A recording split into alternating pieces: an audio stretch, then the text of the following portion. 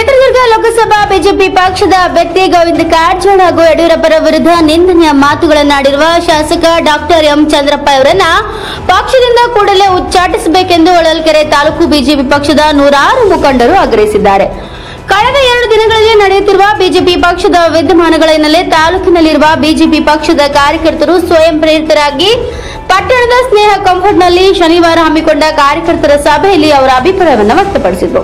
ಮಾಜಿ ಅಧ್ಯಕ್ಷ ರಾಜಶೇಖರ್ ಮಾತನಾಡಿ, ಬಿಎಸ್ ಯಡಿಯೂರಪ್ಪ ಅವರ ಕೃಪಾಶೀರ್ವಾದದಿಂದ ಕಳೆದ 3 ಚುನಾವಣೆಗಳಲ್ಲಿ ಎಂ ಚಂದ್ರಪ್ಪ ಶಾಸಕರಾಗಿದ್ದಾರೆ. ಹೊಳಲ್ಕೆರೆ ತಾಲೂಕು ಬಿಜೆಪಿ ಪಕ್ಷದ ಮುಖಂಡ ಮೊದಲಿನಿಂದಲೂ ಎಂ ಚಂದ್ರಪ್ಪ ವಿರೋಧಿಸುತ್ತಾ ಬಂದಿದ್ದಾರೆ. ಇಂತಹ ಜನವಿರೋಧಿ ಬಿಎಸ್ ಯಡಿಯೂರಪ್ಪ ಅವರ ಬೆಂಬಲ ಇರುವ ಏಕೈಕ ಉದ್ದೇಶದಿಂದ ಮತ ನೀಡಿ ಶಾಸಕರನ್ನಾಗಿ ಮಾಡಲಾಗಿದೆ. ಸ್ವಂತ ಬಲದಿಂದ 100 ಮತ ಪಡೆಯುವ ಶಕ್ತಿ ಚಂದ್ರಪ್ಪನಿಗಿಲ್ಲ.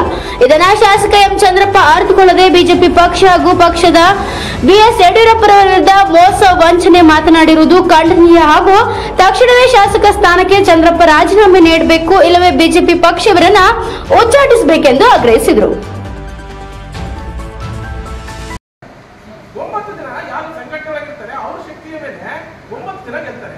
ಶಾಸಕ ತಗೊಂಡ್ರಂತ 10 ಜನದಲ್ಲಿ ಒಬ್ಬರು ಗೆಲ್ತಾರೆ. ಹಾಗಾದ್ರೆ ಯಾವ್ದು ಶಕ್ತಿ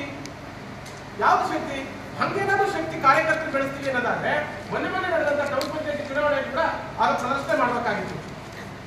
ಇಲ್ಲಿ ಟೌನ್ ಪಂಚಾಯತ್ ಚುನಾವಣೆ ಒಳಗೆ ಇರ್ತಕ್ಕಂಥ 16 ಸಂಖ್ಯೆಯಲ್ಲಿ 6 ಸಂಖ್ಯೆಯನ್ನ ಭಾರತೀಯ ಜನತಾ ಪಾರ್ಟಿ ಗೆಲ್ಲುತ್ತೆ. 2 ಸಂಖ್ಯೆ ಭಾರತೀಯ ಜನತಾ ಪಾರ್ಟಿಯ ಕಾರಣಕ್ಕೋಸ್ಕರ ಗೆಲ್ಲುವಂತ ಕಾರ್ಯಕರ್ತರಾದ್ರೆ ಇನ್ನು 3 ಜನ ವೈಯಕ್ತಿಕವಾಗಿ ಗೆದ್ದಿರುವಂತದ್ದು. ಇನ್ನು ಉಳಿದಂತದ್ದು ಕಾಂಗ್ರೆಸ್ ಕೂಡ ಇಲ್ಲಿಲ್ಲ. 7 ಇಂಡಿಪೆಂಡೆಂಟ್ ಗೆಲ್ಲುತ್ತೆ. 6 ಬಿಜೆಪಿ